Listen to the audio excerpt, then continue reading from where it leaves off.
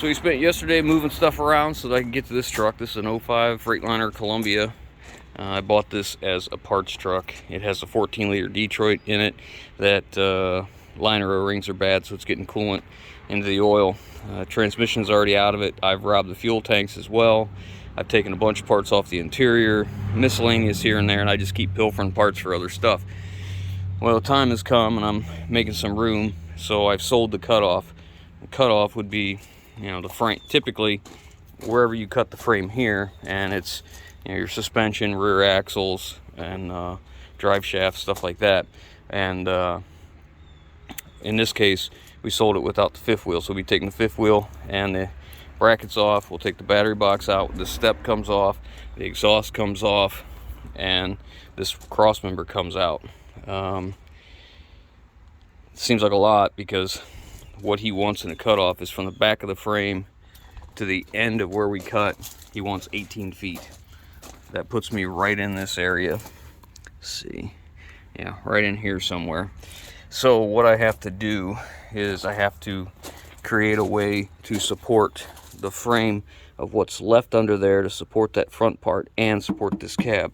I could lift the cab off and set it aside. However, whenever you do that, I lift something off and I set it off like that, it just takes up so much more room, and I'm always pressed for space because somebody has a problem buying trucks. So we're going to try and leave that on, make something to support the frame, make something else support the cab back here, and see if we can make it work. But first things first, we're going to take off all the stuff that doesn't go. The air lines and the electrical lines, we'll cut them somewhere that's conducive up there, that's not a big deal. And we'll take off the stuff that isn't going and then see where we're at. Look how much material is missing out of that bolt. That one's just starting. Is that from rust? Yeah. Look at that. Dangerous. Wouldn't be a bad idea to change them once in a while, I guess, huh? Mm-hmm.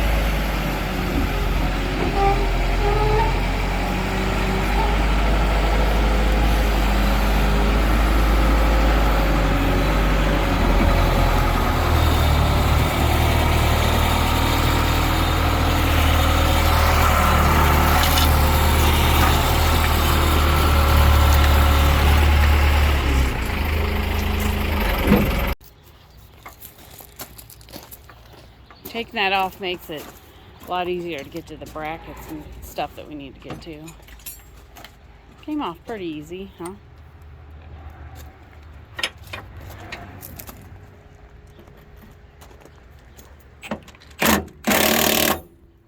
Uh-oh, dropped a wrench. I'll get it.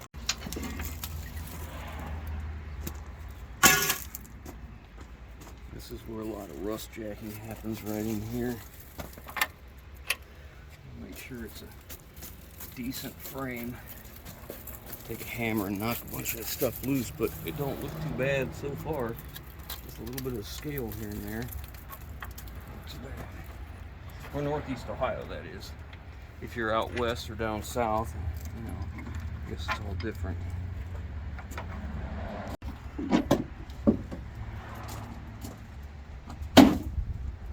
That's the bat tray box. These are some really nice brackets. I have a feeling we'll have a use for these for something. Okay, now I'm gonna get the rest of these two brackets out. I got one started, and then I have to take the stack off next. So I gotta take the exhaust loose here, take this clamp loose, and we'll probably take that bolt loose there, and then we'll have to burn these huck bolts out from this side. Yep. Loose now. Yeah.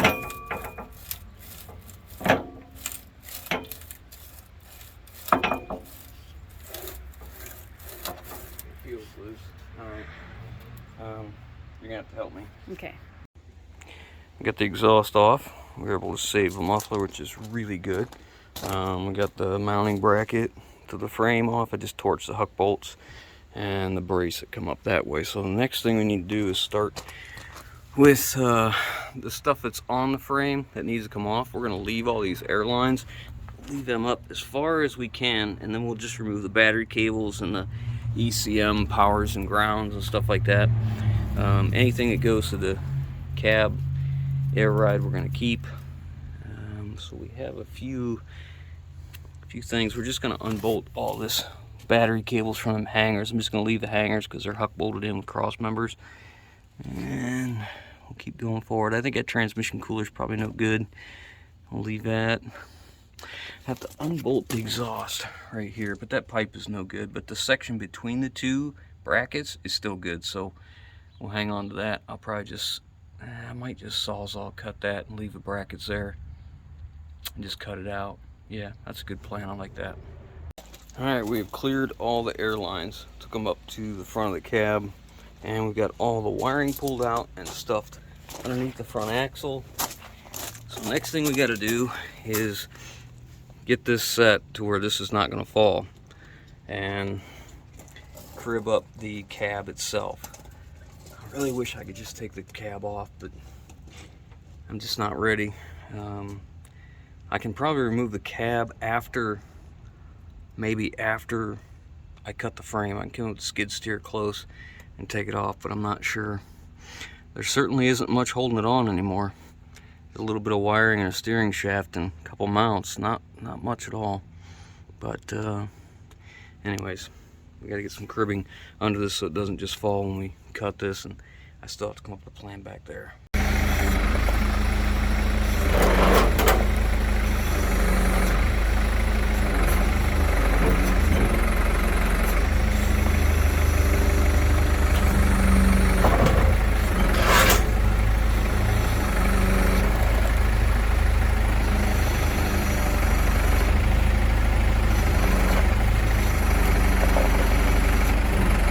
Do you want me to move the wheel chock now?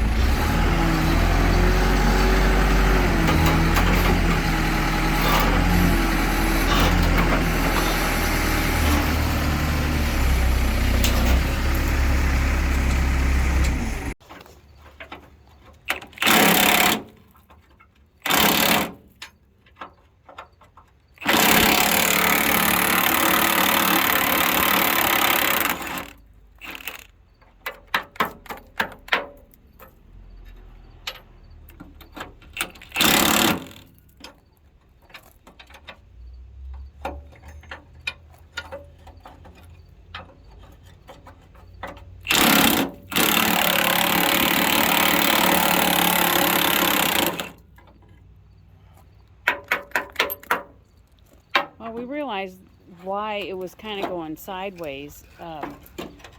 We have two different length chains. One's just slightly longer than the other, and that's what was making it go cockeyed a little bit. But it worked. It's out. Could have been better, smoother, but whatever.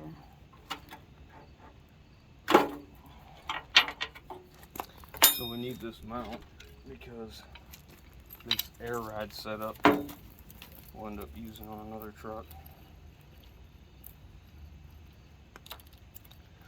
Something that doesn't have air ride, like my F750 in there. You don't have to put them bags under the middle. You can, if they're too tall, you can always hang them off the side of the frame.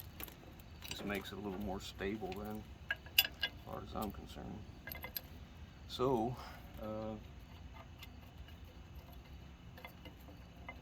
I mean, it didn't move. You know, the cab stayed right where it needed to go.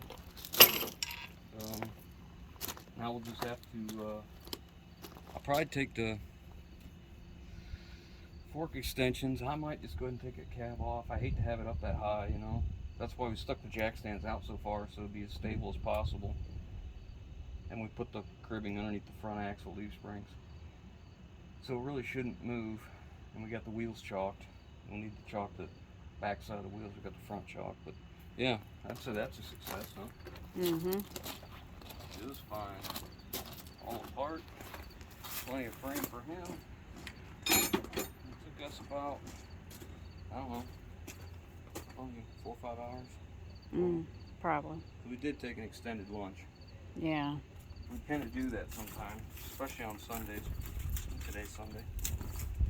So, alright, let's get this picked up and put out of the way so he can come and get it when he's ready. Well, he's got it out. We just need to take the wheels and tires off later, and that's it. Didn't go too bad.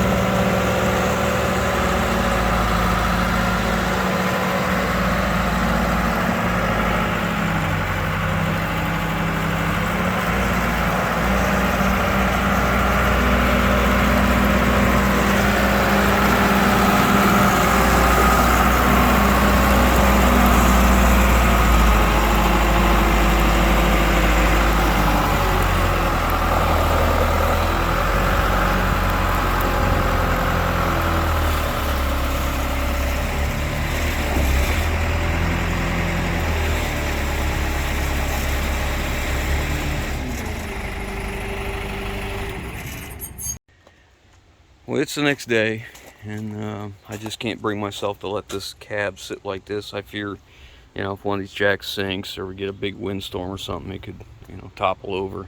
So we are going to remove this cab from the hood, or from the frame, I mean. There's just a little bit of wiring under here. These core support fenders will have to come off. The quarter fenders have to come off. The supports to the cooler pack will have to come off.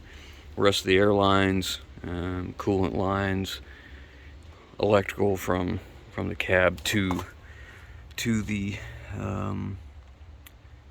engine. I mean, it's probably going to take me a few hours to get this ready to go, only because most of the stuff is already done. It's already loose, disconnected. So AC lines are discharged. It's actually taken apart back there. They're missing right here.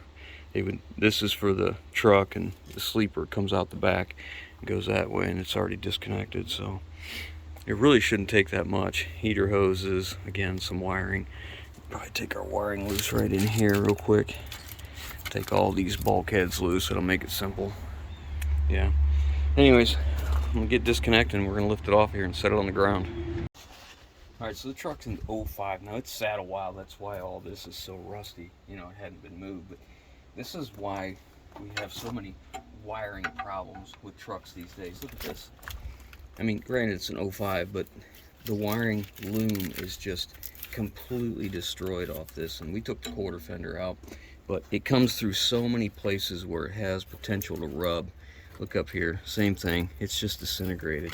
So anywhere that something can rub, you know, it can become a problem. This is why older trucks are not attractive for, at least older trucks that look like this are not attractive for running over the road every day, because so many times they're not maintained or overlooked. Like, they get so old and people are just like, it's an old truck. They'd rather just put the fire out as it happens rather than be proactive. I'm on the other end of that. I'd rather be proactive when I see it, less breakdowns. Anyways, let's get this part. This is a perfect example of what I was saying right here. Wore through the loom. Somebody didn't put the holder back in place, or didn't put this back the way it's supposed to go, and the insulation rubbed on the bracket until it got in there and shorted out. You can see on the top, half of it's gone. That's why it's important to put everything back the way it's supposed to be and route it properly. You can eliminate a lot of these problems.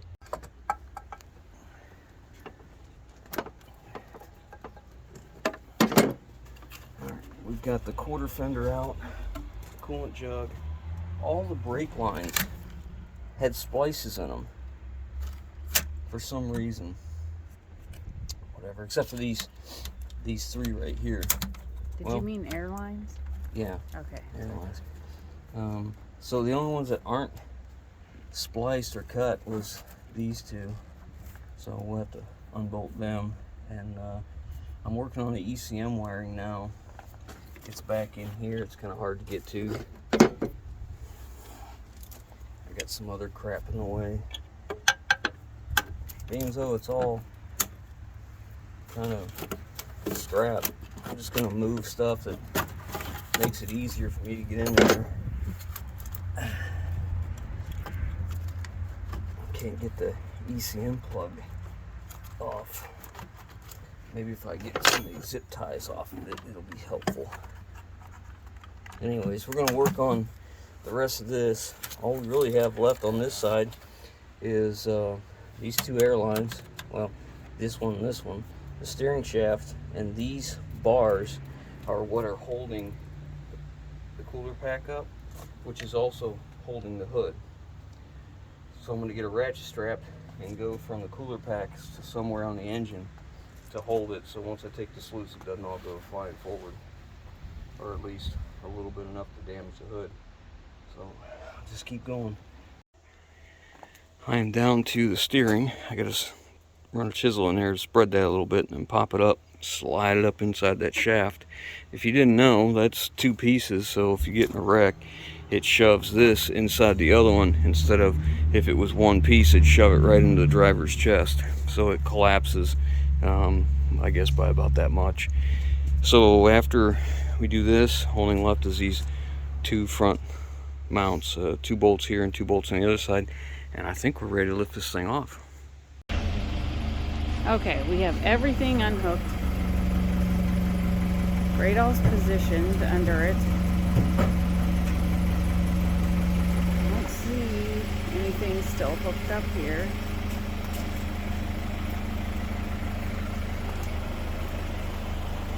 Let me look at this side. Yeah, looks like everything's unhooked. Once in a while you forget something.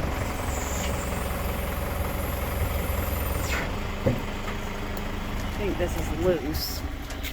Yeah, that's just hanging loose. Looks good. I just want to make sure that loom was unhooked, and it was. Okay. I believe we're good. All right. Back we go. Okay. Go back over on this side.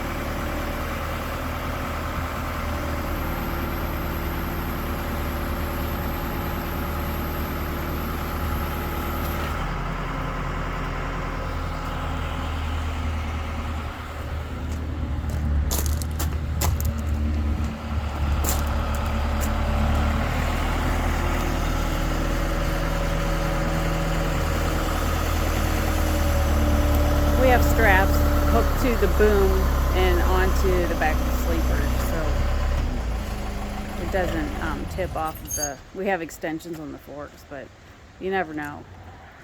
I'd rather have it hooked up there just to be safe.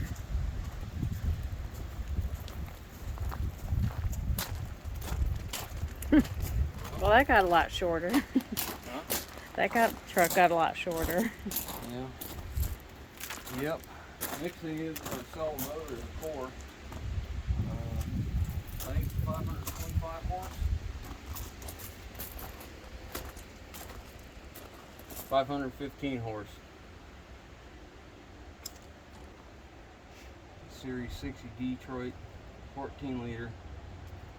It's worth 4 or 5 grand as a core. Like that, Wow. maybe. Definitely good for a build. Okay, now I didn't realize I came back that far. So we're gonna move that back up in this area. Put on some cribbing on the mount, just on some lumber, so it's not sinking. And, Okay. we'll set it down. All right. Well, let me go round up the lumber first. Alright. Okay. Well, there's the frame, all 18 feet over. So the back of the cab was right here. This was the exhaust mount right there. So there was the back of the cab, and we cut it clear underneath the doors. Cab came off pretty good, pretty uneventful, which is about the most we could ask for. We got it sitting on the ground here. The ground kind of goes this way, slopes a little bit, so we're using different timbers. But it's sitting solid. We're not worried about it at all. It's not moving. It's about the best we could ask for. And this is a 14 liter Detroit, and you see part of the problem. Oil in the coolant. They said it was coolant in the oil, but it's like it's oil in the coolant, or maybe it's both. I don't know. I put a mark on the clutch housing, a mark on the clutch, and I took a pry bar and barred it over to make sure it would turn over 360 degrees. But you know, 515 horsepower, and it's an 05, so that should be rebuildable. We're going to sell that off. I don't think I need that at all. If I was going to build a truck and use a Detroit, I'd probably use a 12.7. I'm just guessing. I don't have any plans of building anything with a Detroit right now. But yeah, I would like to get rid of this next. This one harness that comes up through here and goes across the cowl and goes the other side. I'm not sure what that harness is exactly, but it does plug into the engine harness here, so we might need to remove that from the cab and keep it. We'll see. Anyways, that's about the best we could ask for. Came off with no issues. Worked really well. So, and I've called these people and got in touch with them and let them know it's ready to go. So any day now they'll come and get this, get it out of the way, and we're gonna move on to the next thing. Hope you guys enjoyed. We'll catch you on the next one.